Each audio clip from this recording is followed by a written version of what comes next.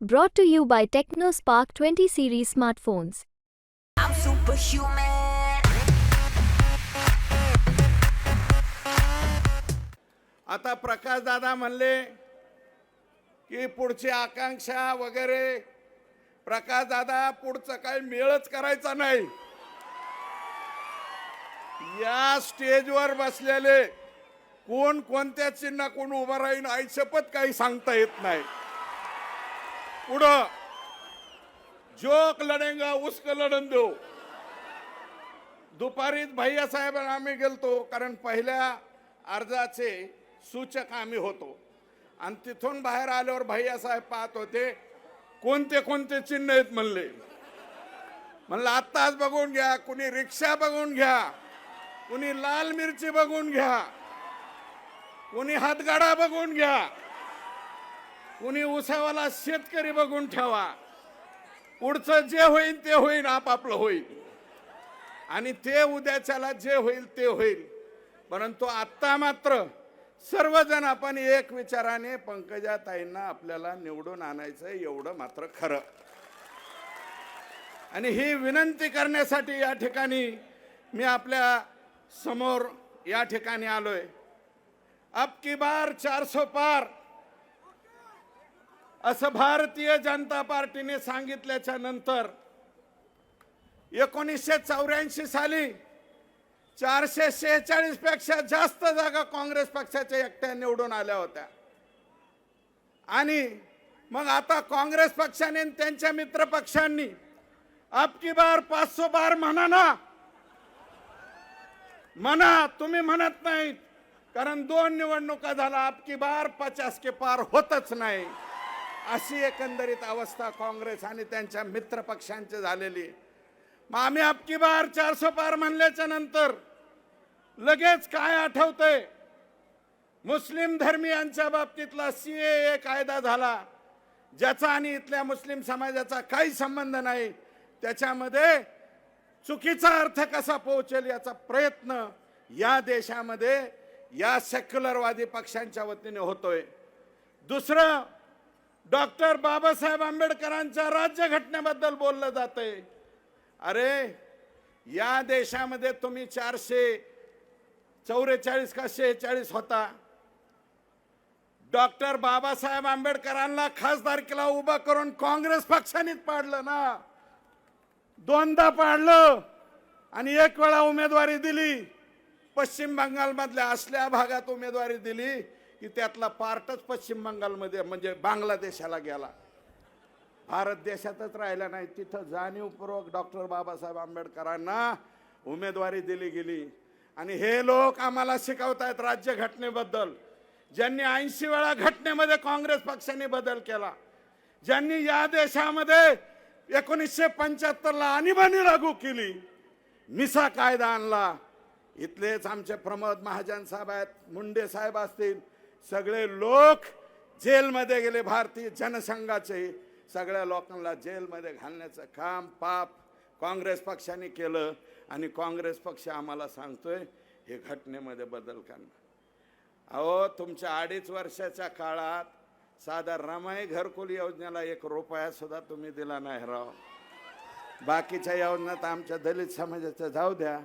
रमाई घरकुल आवास योजना एक दमडी सुद्धा ह्यांनी दिलं नाही. शहरातले सुद्धा नाईकवाडे साहेब इथं बसलेले शहरातले लोक आहेत. PMAY मध्ये अण्णांनी मला वाटतं हजारो घरकुल आणलेले आहेत. आम्ही आणलेले आहेत. परळीला आणलेले आहेत. पालकमंत्री महोदयांची नगरपालिका आहे तिथं. डॉक्टर हजारी साहेब इथं बसलेले आहेत. सगळ्यांनी आणलेत. प्रधानमंत्री आवास योजनेमध्ये सगळ्यांना घरकुलं झालेत. तिथं कुणी जात धर्म काही बघितलेला नाही हो, सगळ्यांना दिलेले. आणि तुम्ही आम्हाला घटनेबद्दल बोलताय. अरे या देशामधला 548 खासदार एकाच पक्षाचा असला आणि त्याच पक्षाचा पंतप्रधान असला तरी डॉक्टर बाबासाहेब आंबेडकरांच्या राज्यघटनेला साधा हात सुद्धा लावू शकत नाही. बदलायचं लय लांब राहील. त्याच्यामुळे घटनेमध्ये काही बदल होणार नाही. या असल्या वावड्या कोणी उडवू नये अशा प्रकारची माझी विनंती आहे. आणि आता जे आहे माननीय उद्धव साहेबांचं काल भाषण ऐकलं, परवा ऐकलं, आमकाय ते भाषण काय करतात, मिंदे गट म्हणजे राज्याच्या मुख्यमंत्र्याला शिंदे साहेब कधीच म्हणले नाहीत, मिंदे मान. त्यांचंच ते संजय राऊत का काय भल्या पहाटे उठणारे महोदय. और नवनीत राणा ही माय माऊली बहीण आहे ना तुमची, कोणाचे का व्हायना, तिच्याबद्दल नाची हा शब्द तुम्ही वापरता. अरे तुम्ही कोणत्या जगात वावरता, कुणाला काय बोलता, कुणाला काय नाही, याचा काही ताळमेळ या राज्यामध्ये राहिलाय का? आणि ह्याला गद्दार, त्याला फुटलेले, दोन पक्ष फोडले, अमुक झालं. अरे बाबा, महाजनादेश यात्रा शिवसेना आणि भाजपाची निघाली. या राज्यात शिवसेनेला आणि भाजपला लोकांनी मतदान केलं. तो जनादेश उद्धव साहेब कोणी मोडला? आमच्यातून जाऊन यांच्या बरोबर गेले. बाळासाहेब ठाकरे साहेब म्हणाले होते की ज्या दिवशी मी काँग्रेसमध्ये जाईल त्या दिवशी मी माझं दुकान बंद करीन. त्यांचे सुपुत्र कोणाबरोबर गेले तर पंजाब. घड्याळ, जुनं घड्याळ बर का, घड्याळावाल्या बरोबर गेले, पंजाबवाल्या बरोबर गेले. दुसऱ्या राज्याचे मुख्यमंत्री, या राज्याचे आताचे दोन्ही उपमुख्यमंत्री दिल्लीला गेले की म्हणते दिल्लीच्या पाया पडायला गेले, नतमस्तक व्हायला गेले. आणि तुम्ही पत्रिका घेऊन सुद्धा सोनिया गांधीच्या दारात जाऊन उभा राहा. अरे या देशातला प्रत्येक राजकारणी मातोश्रीवर आला. मातोश्रीचे मालक आता कोणाच्याही दारात जाऊन उभा राहा. दारात नसले तर हॉटेलात सुद्धा जाते. इतकी वाईट अवस्था तुमची त्या ठिकाणी झाली. आणि गेल्या 70 वर्षात आमच्या लोकांचं, आता बाळू काका बोलले, प्रकाश दादा बोलले, 70 वर्षात कधी मराठा आरक्षणाबद्दल जो पक्ष पॉझिटिव्ह बोलला नाही त्याच्याकडे आमचे लोक निघालेत. काय कमाल आहे. आणि जो पक्ष 58 मोर्चे, आमचे लाखोंचे मोर्चे निघाले, मराठा समाजाचे मूक मोर्चे निघाले, त्याला मुका मोर्चा म्हणणाऱ्याच्या पाठीमागे जर लोक जात असतील तर याच्यापेक्षा दुर्दैव कोणते? आणि आता जे प्राप्त, अरे दोनदा शिवसेना भाजपच्या सरकारने आणि आता शिवसेना भाजपा आणि राष्ट्रवादी काँग्रेसच्या सरकारने किमान आरक्षण देण्याचा प्रयत्न तरी केला आहे, दिले. यांनी 60 वर्षात कधीच काय दिले नाही. हे सत्तेत आले की म्हणतात मराठा समाजाला आरक्षणाची अजिबात गरज नाही. आणि हे सत्तेत नसले की लगेच म्हणतात आरक्षण मिळालंच पाहिजे. वा रे पा. आणि राहिलाय सगळे सोयऱ्याचा विषय. आमची मागणी आहे तुमची, जशी आरक्षणवाद्यांची, जरांगे पाटलांची मागणी आहे, आमची बी मागणी आहे. सगळे सोयऱ्याला आम्ही बी पाठिंबा देतो. इथंच नाही, सभागृहात सुद्धा त्या ठिकाणी दिलेला आहे. सगळे सोयरे सुद्धा लागू झालं पाहिजे, परंतु त्यातल्या त्रुटी दूर झाल्या पाहिजे आणि कायदेशीरदृष्ट्या समाजाच्या हातामध्ये ते मिळालं पाहिजे, ही आमची भूमिका आहे. परंतु जो पक्ष, जे लोक कधीच आमच्या बरोबर नाहीत, त्यांना आता पुतना मावशीचं प्रेम आमचं आलंय. जे मुकामोर्चा म्हणाले ते आता म्हणतात आमकं तसं झालं पाहिजे, असं झालं पाहिजे. अरे कवा? फक्त राखेल वाटायचं काम फक्त तुम्ही करता. आजपर्यंत पॉझिटिव्ह कधी हे लोक नव्हते.